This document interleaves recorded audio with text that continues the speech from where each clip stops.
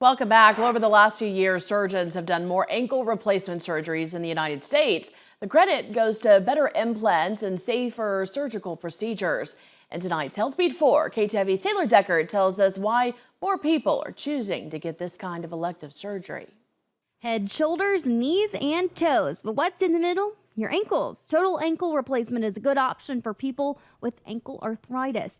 It's similar to a knee or hip replacement using a prosthetic joint. In the last maybe 15 or 20 years, the technology for total ankle replacement has come a long ways, and it's actually more of the standard of care now for ankle arthritis. So it treats the ankle arthritis, yet allows the function of the ankle to continue. So you still have the range of motion, and it's a very good pain relieving surgery as well. Previously, doctors would perform ankle fusions, but it left patients with less motion in the ankle, lacking function.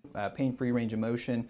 We basically will remove the arthritic portion of the joint, replace it with a metal prosthetic and kind of a plastic piece in the middle, which eliminates the painful arthritic portion of the joint, but allows the ankle to continue to move.